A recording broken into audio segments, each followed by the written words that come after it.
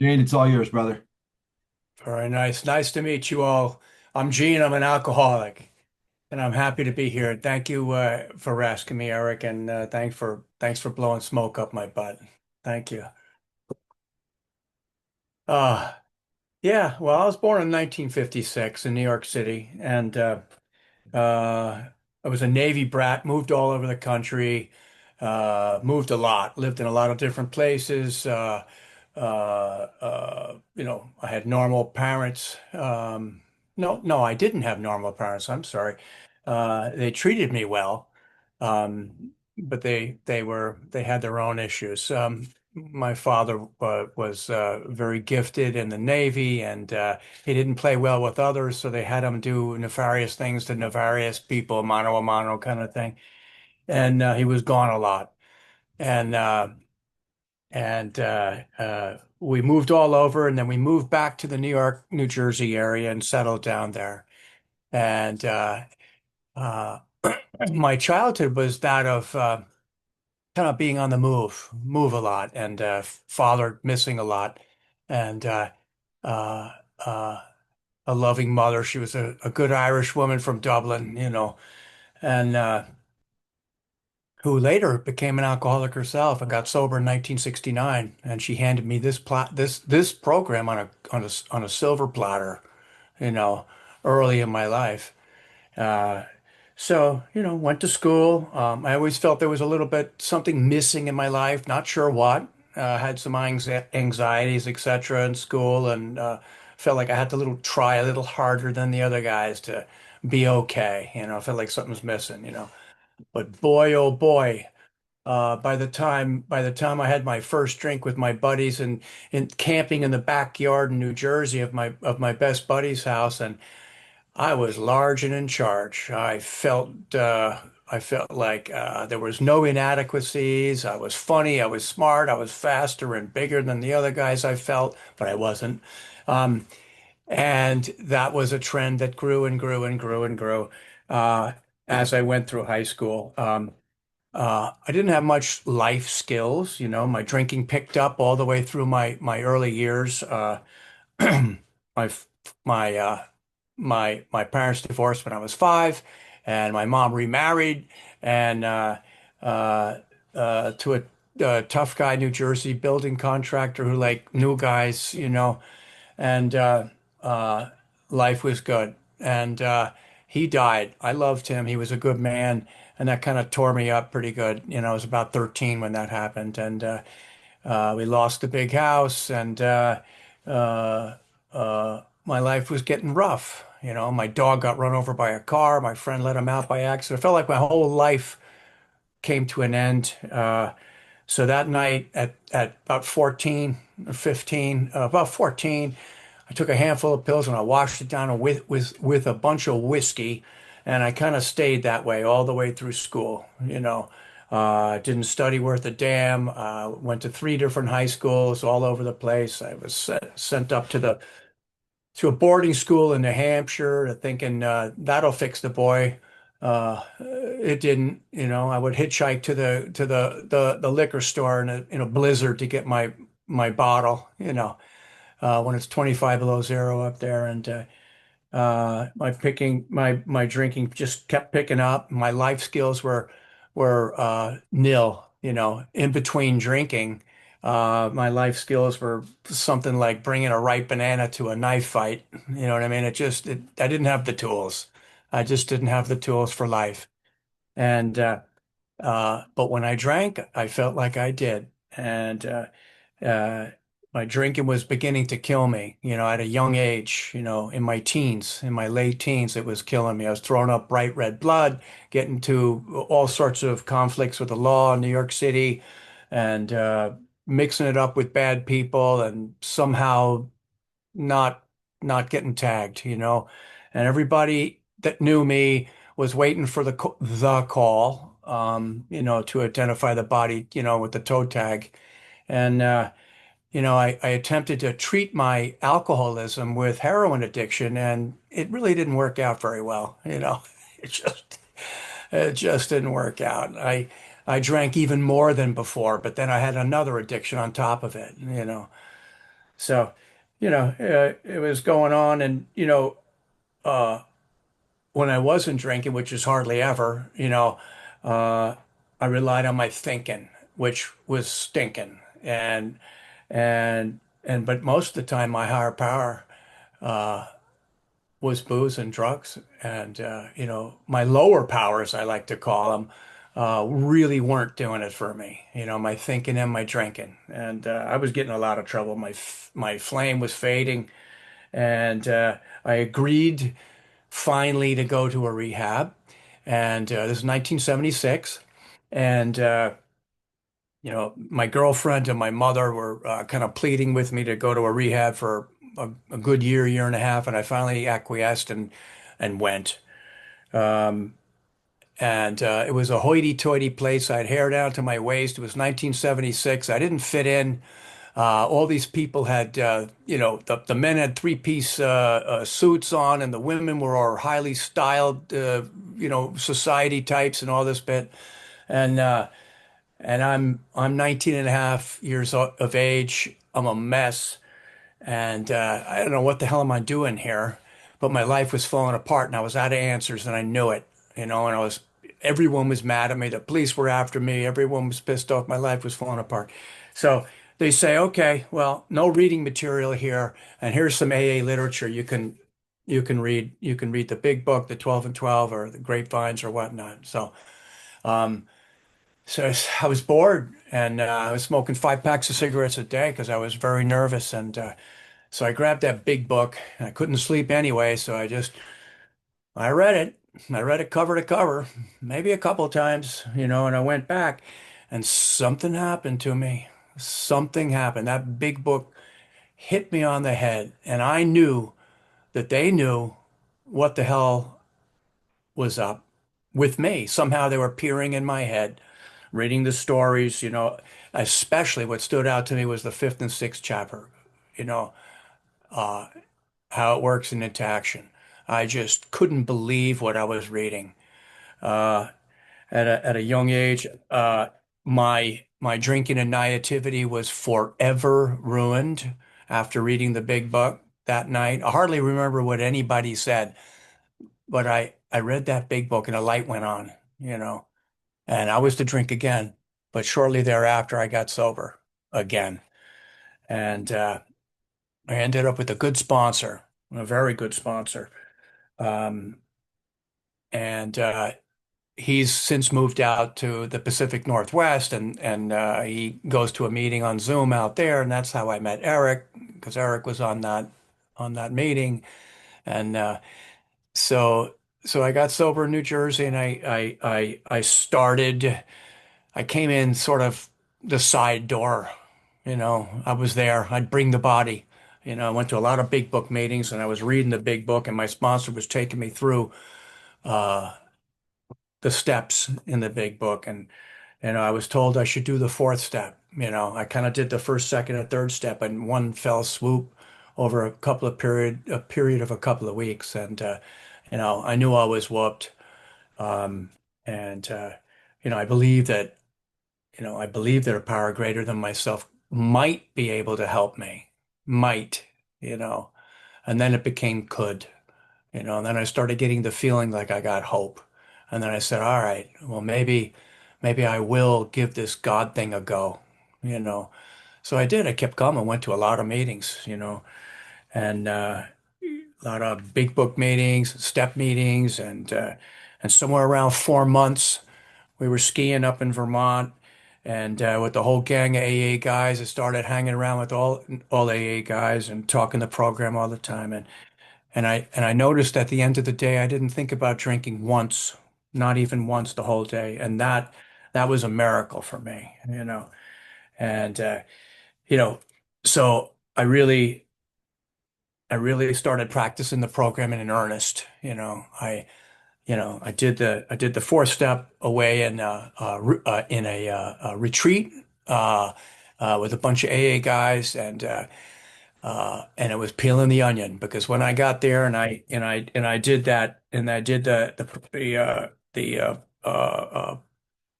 the way the big book shows it, with the resentments and stuff like that, listing the three categories and all that bit. And all I can get was a couple of resentments, but it was peeling the onion, it was scratching at it, and I was making some progress, and I was happy with for any progress whatsoever, you know. And so things started happening pretty well for me. I did the fourth and fifth step with a roommate in this Matt Talbot retreat that we used to have up on the Hudson River up there. And you know, I was my spiritual awakening was of the educational variety with occasional mini epiphanies, you know. Uh, and slowly but surely, I started to get better. And Eric talked about miracles, and yeah, miracles were happening. These God winks, these synchronicities, seeming synchronicities, were happening on a regular basis. I would think a thing, I'd be struggling with the very thing, and I'd go to the meeting, and that would be the topic that night, you know, et cetera, right? Over and over and over. It was indisputable that there were miracles happening, you know. You know, and Eric's right. Uh, uh, I do believe. Do I believe in miracles? Yes, I do. I count on them, you know, and I don't know what form and how they're going to come, but I know if I keep working this program like it's laid out for me, uh, they do come. Not on my timetable at whatsoever, you know, but they do come if I have patience, consistency, and persistence to keep working. Um, so there were there was one instance, miracles. I'm early in sobriety, right? I went to three different high schools. I had no study skills whatsoever, and I want to, you know, I'm thinking, all right, I'm going to go to college. So I I had no study skills, no SATs, no nothing. So I figured I'll go to community college. So, and that was great. So I took a semester away, and travel semester down in Colima, Mexico. You know, and I was sober maybe 1 year or 2 years maybe, and I took a bunch of cassette tapes of meetings, and I couldn't call. There was no cell phones back then, and so I go in my room in Colima, Mexico, in the hacienda for the language program there, and uh, uh, and I put all my stuff down and I leave and I come back and I see that my roommate moved in, but he's not there, and I'm seeing my big book on his bed. I'm like, what the hell? Then I found my big book. It was his big book. He was a Catholic priest, an alcoholic that just happened to also be on that retreat. And I was really, really worried about being away from AA, and there was no English speaking meetings there, and I didn't know Spanish yet and all this bit. And it turned out my roommate was in AA. He was a Catholic priest. Uh, uh, Coming from the University of Oklahoma of all places, and tell me that's not a miracle. You know, that's a one in a billion. You know, so we had a grand old meeting every single night the whole semester. It was great. You know, so on and on. My sobriety progressed in leaps and bounds, and I was working the program. And things began to happen to me, and I got active in the program, and I finished the community college, and people weren't mad at me all the time, and no police. I wasn't even looking over my shoulder anymore, you know. And uh, and I was having some modicum of serenity. I mean, I love this line. The first requirement is that we be convinced that any life run on self-will can hardly be a success. You know, I was turning my life and my will over to my higher power, and I was practicing my program as best I could, which was kind of weak, but as best I could. And I was getting better and better and better.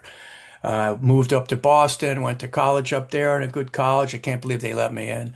Um, and things were going along swimmingly, you know, and I was practicing my program, and going to having interesting experiences in life, in sobriety, you know, traveling a lot to places that I've already been for to, and but they felt like I was there for the first time because I was there sober, you know, going to meetings all over the world, and making friends all over the place, and you know speaking at a meeting in Boston when in my college years, and it was a deaf meeting. And I grew up in the New York metropolitan area, and I drop the F-bomb every once in a while, which is probably inappropriate, but I do. And And I looked over to the sign language interpreter, and I was wondering how she was going to interpret that. And she did. She like that. So you know, so life was good, and I uh, I I promoted myself to a level of incompetence in my life. And my life began to get complicated. I got married, and I had two kids, and I started a boat building company, and there's rehabbing real estate projects all over the place in Massachusetts, and going to a lot of meetings, and I began to get this feeling like I knew stuff, like I knew stuff, you know. I was the guy to go to, I knew stuff, and it's taking on more and more, and my anxiety level was rising, and uh, I began to develop some pain in my neck from I used to be an extreme skier way back, and I hurt myself really badly because I'm compulsive by nature, and I overtrained my legs and springboard diving in college, and I hurt my neck skiing, and it showed up uh, in my in my in my 50s in Massachusetts, and I began to have these high pain episodes. Life was good, a lot of love in my life. I had two beautiful kids, and I built a nice house, and I was having fun and active in the program. And these pain episodes would start, and they'd give me these pills, and I would take them. It would help with the pain, and keep me out of the emergency room sometimes, and working hard. And but I noticed that those pills also dulled my emotional uh, uh, pain, and also started to do for me that which I should be have been doing for myself, which is practicing my program to find peace and serenity. And it was episodic and was over a number of years. And uh, uh, and I was still practicing the program, helping people, had sponsees and stuff like that. And I was telling my sponsor exactly what I was doing and how many pills and what and why and all that bit. And but there came a time later where I stopped telling the truth. I started to lie by omission, and I started to like those little pills when I would have an episode. I wasn't drinking, wasn't even thinking of drinking. You know, so like I said, I promoted myself to ever rising levels of complexity of my life, and uh, you know. Um, took on more and more and more, and the anxiety levels were higher and higher and higher. And these episodes would come every 6 months, maybe, and then I'd be fine. And then they would come every 5 months. And, I eventually sold the Massachusetts place and moved down to North Carolina, started a boat company, did the same thing down here, got overextended. Stress is real high, young kids. The pain was happening more and more frequently. I was secretly looking forward to an episode so they would give me the damn pills again, and it would kind of smooth me out emotionally, still going to meetings, still practicing my program, you know.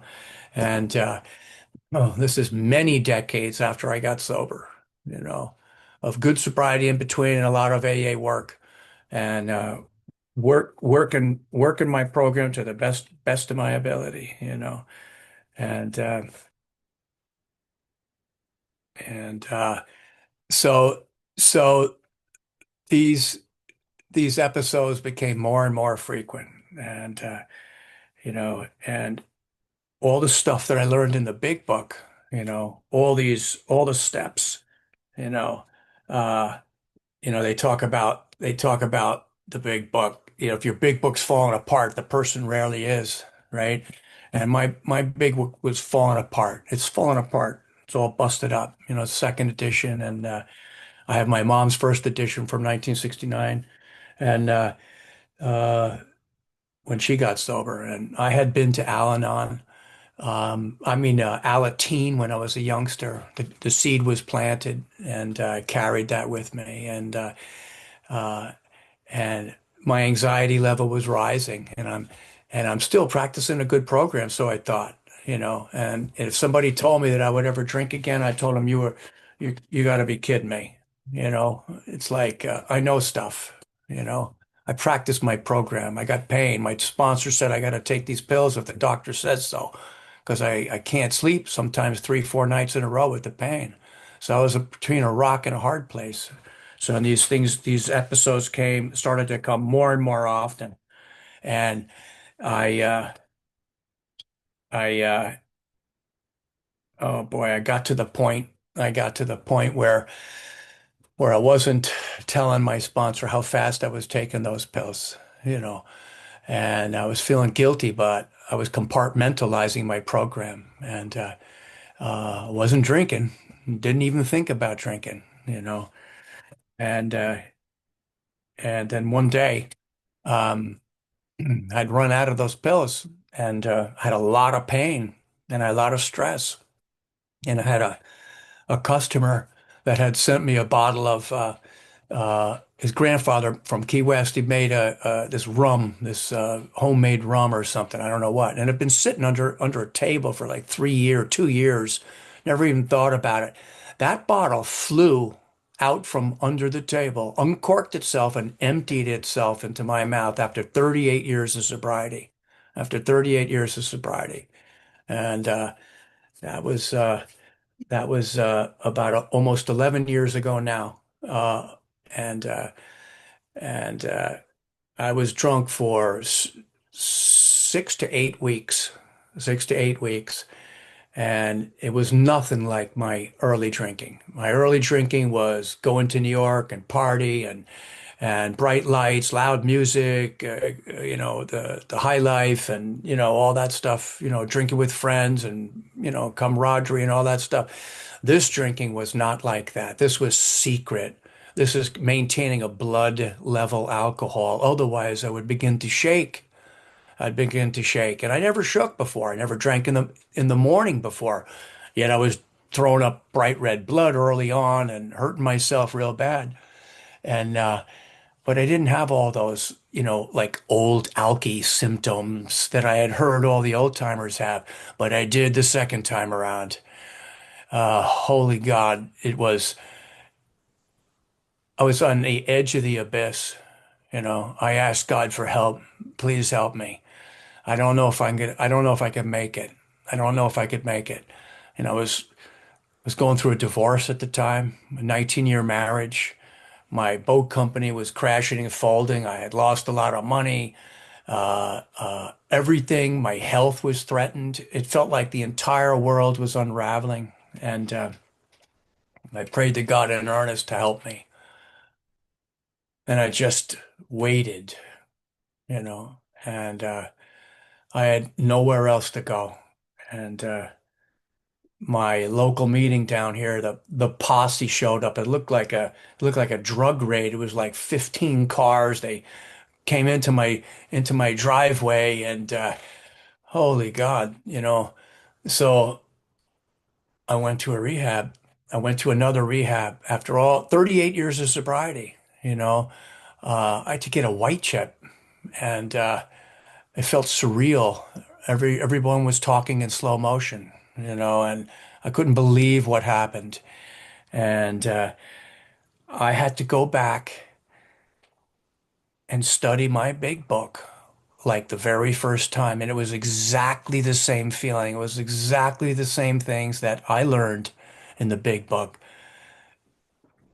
that kept me sober, got me sober the first time, you know, that helped me the second time. But this time I dug deeper and I put a spiritual dimension a little bit deeper in it. I took it a little more seriously, especially helping others, and not compartmentalizing myself, uh, and working with others, uh, let's say the right use of my willpower, you know, uh, these are thoughts which must go with us constantly. We can exercise our will Well, we want along those lines is the proper use of will. You know, I used my will to surrender, and humility became something I sought, had with more interest in seeking, you know, in my program. And I was given a second chance. I was given a second chance. Uh, and I picked up my meetings. I went to a lot of meetings. I went to a lot of meetings after all that time. The shame and the guilt almost ate me alive. They say, I don't know I don't know if it's true or not, but they say that after long-term sobriety, that the chances of recovery uh, uh, are pretty low, you know. And I felt the shame and the guilt, and it almost kept me from coming back to AA, you know. Uh, my my life turned around. Uh, my spiritual program deepened, and I began to take very, very seriously uh, God in my life and this surrender every day. You know, I developed rituals that I didn't have before. Every single morning, I have what I call my wellness basket, my basket filled of AA readings, you know, the daily reflections, and I write and I read the big book, and I read the 12 and 12, and I go to a lot of meetings, and I sponsor people, and I reach out to other alcoholics, and you know, I'm I'm here to tell you that I found joy in my life this second time around. You know, I was staring into the black abyss, and I almost didn't care if I fell in or not. And it came from that to my life, you know, for the last 11 years has been, you know, I don't so much as care about what happens to me in this world, what my life looks like. What I care about is my spiritual condition. You know, I am given this reprieve. I know it, a daily reprieve based on my spiritual condition. And I take that very seriously. You know, I do as much as I can. Uh, my prayer and meditation practice has stepped up. And after all this time, I think I practice my program more in earnest than I ever did. And my life has gotten easier, and I have a reprieve, and I have love in my life, and serenity at times. And for that, I am extraordinarily grateful. And and you know, uh, I oftentimes profess gratitude. And I did that to my sponsor one time, and he says, "Oh, that's really nice. You know, gratitude's really nice." And then what are you going to do with it? You know? And I thought about that. You son of a bitch. You know, I just wanted the warm, fuzzy feeling, you know, without the works, right? And so now I'm more likely to feel that gratitude and then go find somebody to take it out on, you know, and help them and consider their feelings and what they're going through and listen to them, give somebody the gift of listening, you know. Am I perfect? Hell no. Far from it, you know, but I accept that. I accept that. All I want is improvement. You know, I do not want to rest on my laurels. You know, this this big book has my answers. The 12 step has my answers. And yeah, I practice other things. I believe in other organized religion and that kind of thing. But you know, everything I look at through the lens of AA. And how can I mate them up together? And how does it make sense? And I find the more I look spiritually elsewhere, the more of the wisdom of AA spiritual program comes forth to me, and the more able I am to practice my spirituality, as AA calls it. And I'm deeply, deeply grateful. And let's see, what are we looking at here? All right, I'm going to cut it short. I'm Gene. I'm an alcoholic, and it's nice to meet you all. Gene, thank you so much, buddy. Let me just